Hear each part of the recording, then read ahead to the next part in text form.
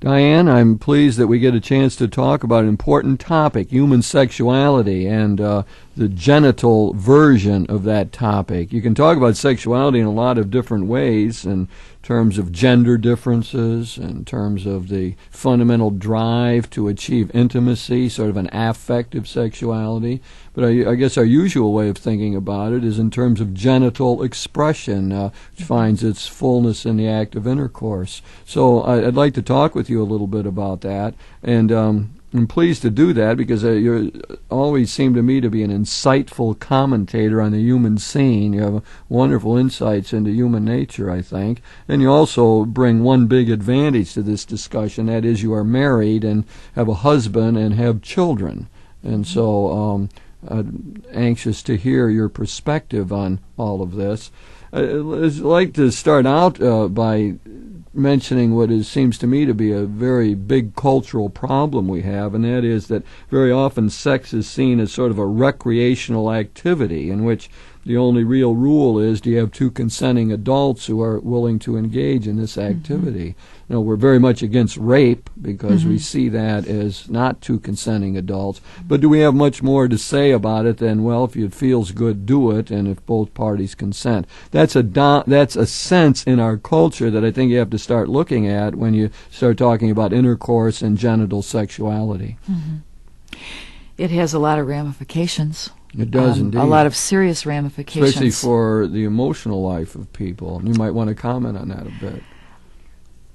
If sex is a recreational activity, you're expressing all of who you are to somebody else. You have to turn off your affective feelings. You have to turn off who you are if you function and treat sex as an act. That's very difficult. So we're talking about, like, the group I deal with, collegians, for example, the one-night stand. You go out and you meet somebody at the bar, and then you take them home and to the apartment or wherever and have intercourse with them. And very often I'm talking to people the next day who are not too happy about this situation, who feel used, misused, badly treated, and where it becomes more of an animalistic act and having much to do with love or interpersonal care. Ironically, both parties, both the person who initiated the genital sex and the person who might have been, quote, seduced, usually suffer feelings afterwards. Most often the male will feel disgust afterwards. He may project it onto her, but he will feel disgust, and a lot of disgust for himself, for life, and she will feel used. That's why it's such a dangerous game to assume that one is so tough physically that they engage in sex like it's a sport, because one uses one's emotions too much in that particular act.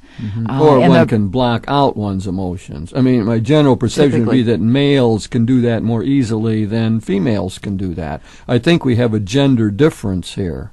So one reason, while we do have male prostitution, the larger segment of the prostitution industry is carried out by women.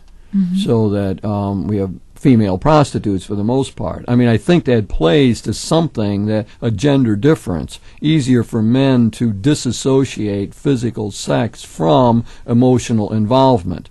I mean, the characteristic term I hear from young women very often is, I gave myself to him. That's true. I gave myself. It's not like, we had sex. I gave myself is a characteristic phrase because I think it is sort of totally involving. And I would like to think that the act of intercourse has that characteristic, that it is to be a whole person involvement, but I just think it's easier for men to disassociate. I don't have statistics on that. Do you got any sense of that?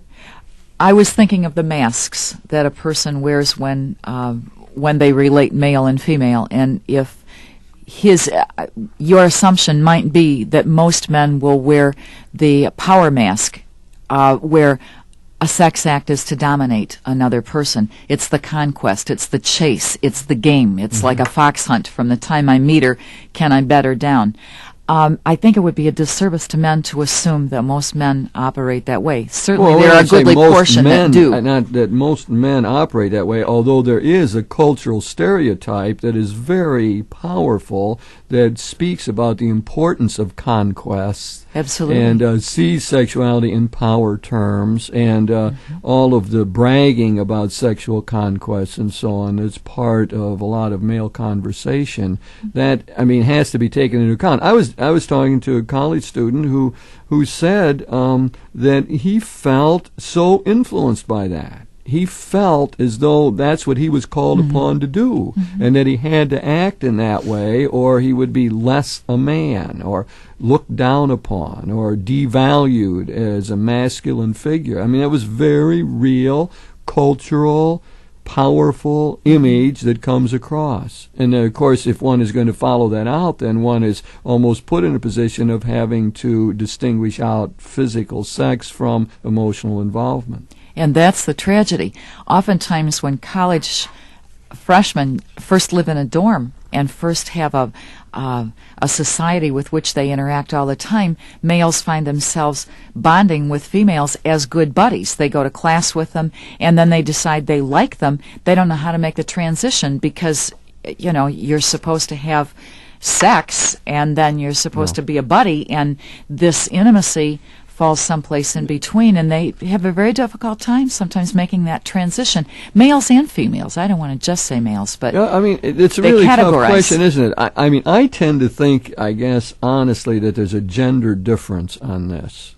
I mean, I think there's a way in which women generally tend to think of relationship, of psychological intimacy, and then this moves to genital expression. That there's sort of just, I don't know if it's culturated or biological or what, but that there's just that general sense of progression. And I think very often males see the progression differently. That you can start out with the physical sex, and then you'll see where that goes, whether that will grow into some sort of caring and love and so on. There's a statement that's circulated a lot. Do you agree with this statement then? Women use sex to get love, men use love to get sex. Did you say that the way you wanted to say it? Women use sex to get love, men use love to get sex. Well, no, the way I might go with it if you reversed it, but it doesn't seem right to me the way you said it. I mean, that's what you're saying, I thought. You said he would initially be interested in a sexual part of the relationship, and then men use sex to get love. To get to love. Yeah, that's love. Yeah, okay. I mean, I think there's a way in which that captures it, but I mean, I'm not sure exactly what the short phrase, how it helps us. What we got to do is unravel, it seems to me, if there are differences or not. And apart from that, it definitely is a societal problem, because we end up thinking in the dominant culture through TV, popular culture, that sex is a sort of recreational activity and that there aren't any particular moral norms. I mean, that seems to me to be the important point in all of it.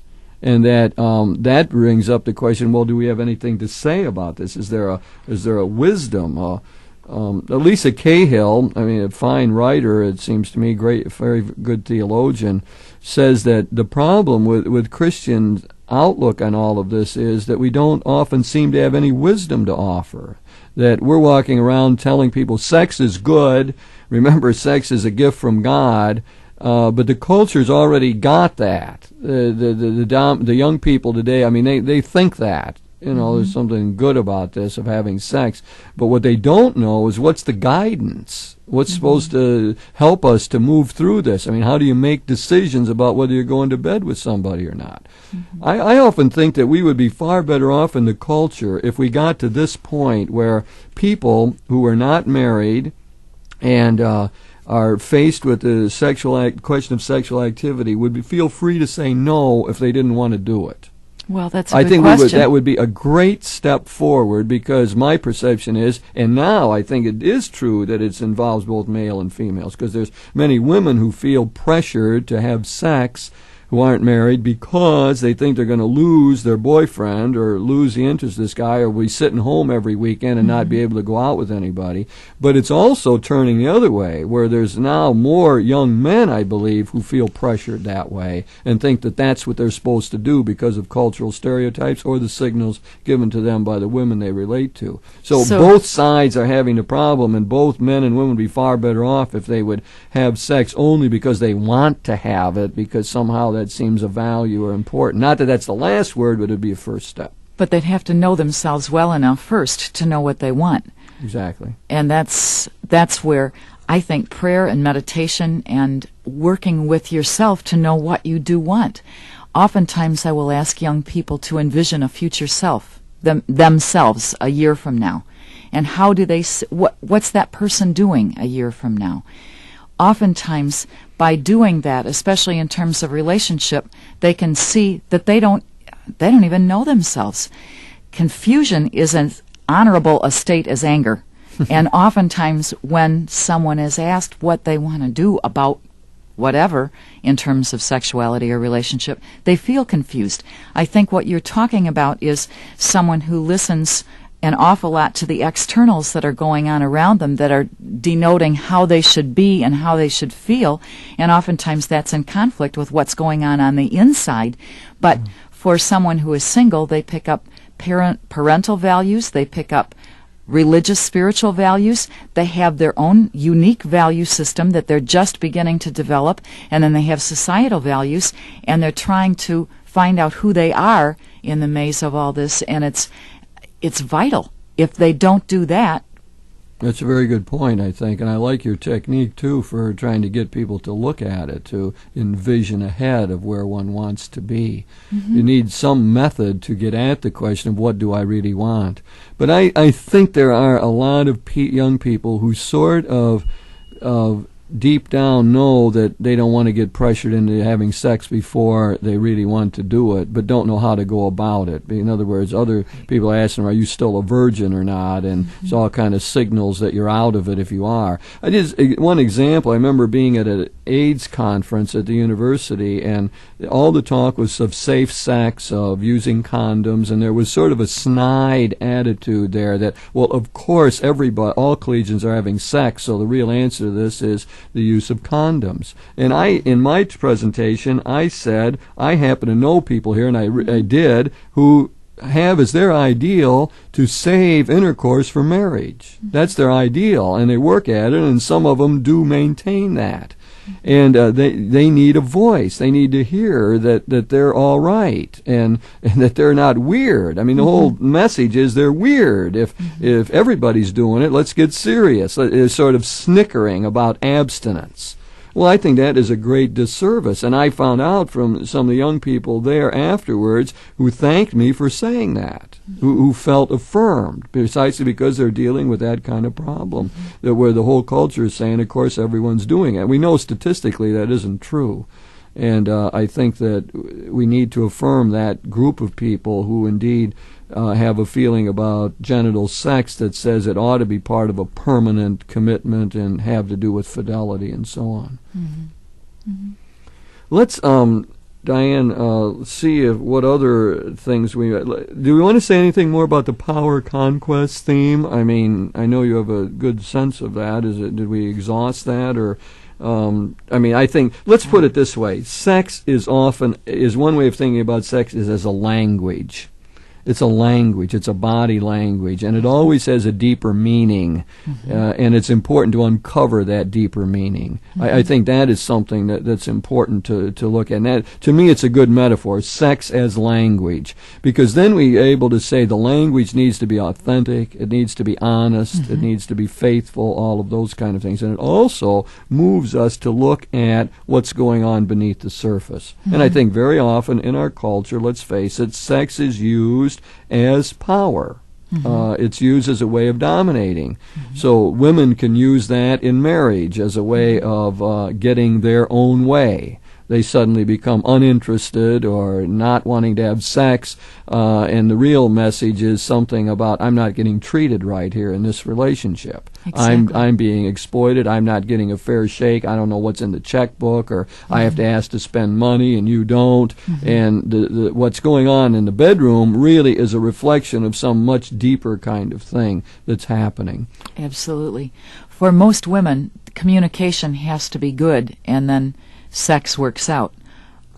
If the communication outside the bedroom isn't good, it doesn't just all come together in bed.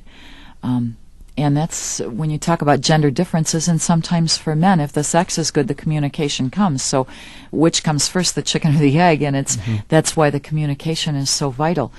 There's a lot of hostility, sometimes unconscious, carried out in a bedroom that is has all sorts of ramifications after they leave and they're sitting at the dinner table.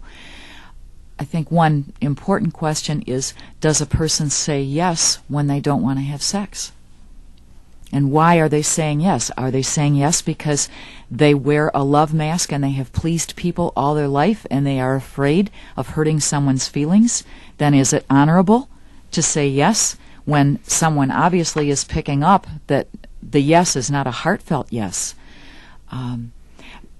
I was at a workshop last year. I just remember male conversations like that of saying, yeah, it really turns me off. She does it like it's a duty. Right. That's why the yes is not kind. That's right. She acts like it's her duty, and she goes through with it, but she's not into it, and that bugs me and makes me feel terrible. Wouldn't he have felt better if she said, not, no, dear, I have a headache, but no, there are some things that I can't just forget right now, and it's more important to me that we work through those first. So we're going to have to, one of the key things here is to root this language of sexuality in relationship and what's going on in the total relationship. That becomes, when we start to say, do we have any moral guidance as Christian people in all of this, that seems to me to be one of the keys. The genital sexuality has to be related to affective sexuality, to the quality of the interpersonal relationship.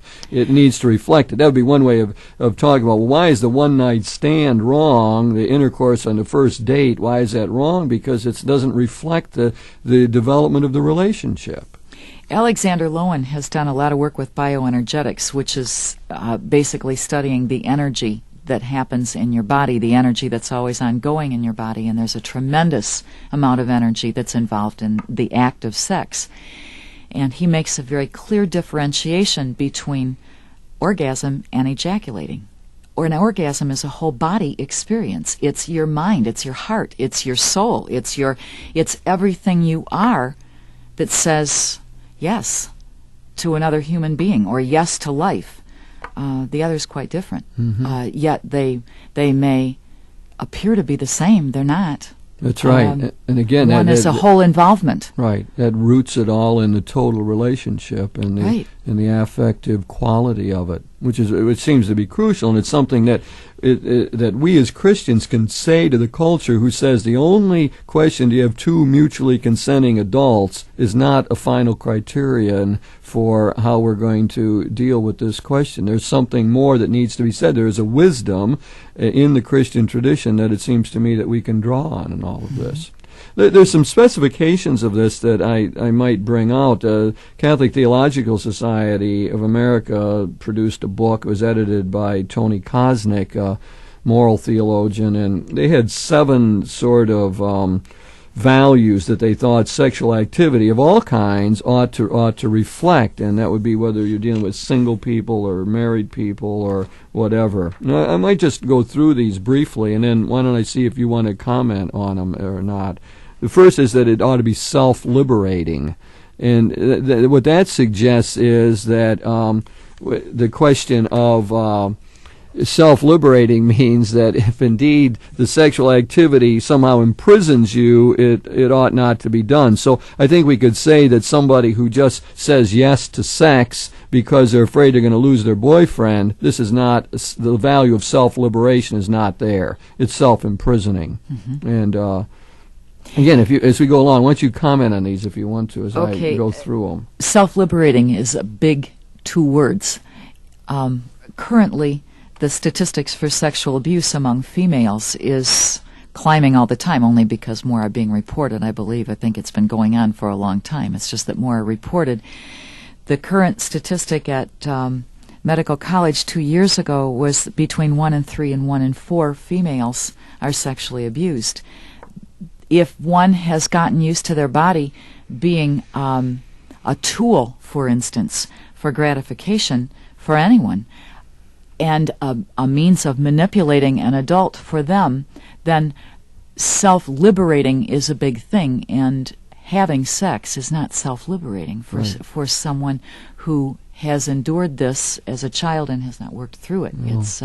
It's a continuation of a shameful pattern for them. Yeah, very helpful way of specifying that. Let's look at it. We're looking at 7 values here given to us by Tony Kosnick of the Catholic Theological Association. First one, self-liberating. The second one is that it's other enriching, that it somehow enriches the other person. And here you would see it's obviously wrong to just sort of the one-night stand, a conquest mentality, because one doesn't think of the other person. It's almost, the way I see it is, it's a lack of justice. It's not recognizing the rights of other people, and it's manipulative and controlling, and when that value isn't there, it seems like we do not have morally correct sexual activity. But one could say, well, she said yes, she seemed like she liked me, and write it off at that, without understanding that sometimes people are very needy and they want to be liked, and their aim isn't necessarily intercourse, but it's being liked. Right, indeed. And that's unjust. I think that the virtue of justice definitely goes with that in my mind. The third one is that it be honest. It should express truthfully the depth of the commitment of the relationship. And again, that says that when you just get to know somebody, it doesn't seem to make sense to have intercourse because you haven't established the fidelity, the commitment that's needed. I must say in this that I find, and let me just combine this with the next one, which is that the sexual activity ought to be faithful. There ought to be a consistent pattern of interest and concern for the other person. I find the young people today to have a strong sense of these two things, of fidelity and of honesty. There's a way in which I think an older generation might look at the collegians and say, well, they're all promiscuous. Promiscuity is rampant. I don't find that at all. I find a very high sense among collegians that sexual activity should be honest and that there should be fidelity. So much so, it's almost a fidelity that's stronger than in marriage. That is, two people are going together, they don't even want their partner there to have lunch with somebody else, the opposite sex. It gets very exclusive in a way. But I do believe that there's a code among our young people that says if you're going together and you've achieved a certain amount of intimacy and so on, you ought not to be having sex with somebody else. And so that value, I think, is still there in the culture. But it's a very good one for thinking about this. The language, if you think of sex as a language, then it ought to reflect the quality of the relationship. And intercourse goes with lifelong fidelity, with lifelong commitment made to somebody else. The other one is, the fifth one here is socially responsible to family, to parish, the nation, to the human community. I sometimes bring that up with couples who say they're going to live together and ask, your parents are against it. Well, that should be considered. I don't think that young people should just blow that off and say, well, who cares what my parents think? I think there's a social responsibility here. And also the social responsibility comes on bringing children into the world that one doesn't care to raise or won't take care of. That's a big, big factor, as we know. You did touch on a very big element, though, in relationships and beginning marriages. One has a social responsibility in terms of looking at what the culture and your parents approve of and want, but at some point in time you have to cut ties and say, again, who am I and what do I want for life? What's important to me? What's important to us?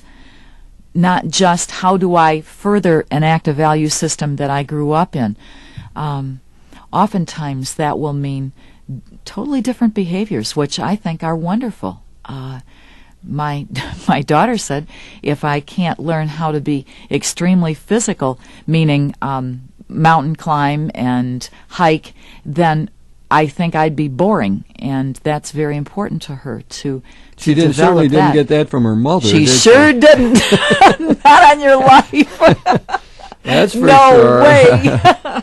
But I mean, your point is well taken. I think there's a counterpoint. In other words, young people have to think for themselves. They have to form their own lives, and married Yes, they people do. have to distinguish themselves out from their families of origin and so on. But I think we always remain rooted, but one does have to have one's own life, and it's needed definitely in marriage. Let me take up two more things that these 7 values, which I think are good pegs to look at. It ought to be life-serving for married people.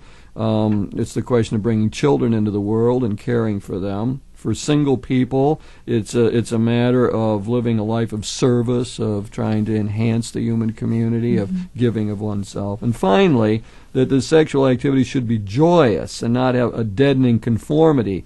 I think here what we get is the whole technique idea. Whatever you wanted to know about sex but were afraid to ask, where all the emphasis is put on sexual techniques, on performance, and as someone said, that what happens with that sort of efficiency approach, you get involved in a technological sort of outlook, and it takes out of it the spontaneity, the mystery, the eroticism, and so on.